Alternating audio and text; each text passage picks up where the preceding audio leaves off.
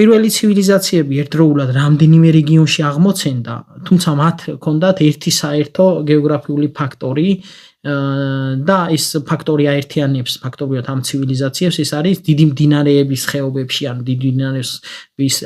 მიდამოებში დაიწყეს ადამიანებმა დასახლება და ჩვენ ვიცით მესოპოტამია, ნოყიერ ნახევარმთვარე, ტიგროსი და ეფრატის მიდამოებში იყო ეგვიპტური ნილოსის ცივილიზაცია, ინდის ველი, სადაც ინდური ცივილიზაცია გაჩნდა და თავისთავად ჩინეთის ცივილიზაცია ხუანხე და იანძის გარშემო. ამ რეგიონის არჩევას თავისთავად განაპირობებდა ბუნებრივი პირობები, მაგალითად მესოპოტამია, რომელიც ნოყიერი ნახევარმთვარის სახელით არის ცნობილი,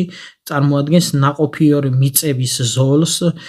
ნოყიერი მთვარის სწორედ ამიტომ იწოდება, ეს მთებსა და უდაბნოებს შორის მოქცეული ზოლი იყო, რომელშიდაც ფაქტობრივად შესაძლებელი იყო ადამიანის დასახლება, აქ დაითესა მარცვლეული, მოეყვანა მოსავალი და შემდეგ ეს მოსავალი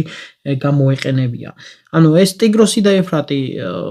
პერიოდულად ადიდდებოდა, ეს ნოყიერ შლამს დატოვებდა მის ნაპირების გარშემო და სწორედ ამ შლამს იყენებდნენ ადამიანები დასათესად, მაგრამ მიუხედავად ამისა, ერთი მნიშვნელოვანი რაც არის, ადამიანებმა პირველად აქ განავითარეს ირიგაციული ტექნოლოგიები, სარწყავი არხების სისტემა შექმნეს, რომელმაც წყლის რესურსების მართვის საშუალება მისცა.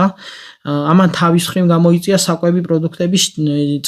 ჭარბი წარმოება, რამაც შესაძლებელი გახადა მოსახლეობის ზრდა ამ მიდამოებში, მუდმივი დასახლებები გაჩნდა, ჩამოყალიბდა სხვადასხვა ქალაქები და პირველი ცივილიზაცია, სწორედ შუმერული ცივილიზაციას, ქალაქების ცივილიზაცია ფაქტობრივად ეს და ჩნდება აქ ცივილიზაცია. და თავისთავად კულმინაციამდე ჩვენ მივედით, როდესაც იქნება უშუალოდ დამწერლობა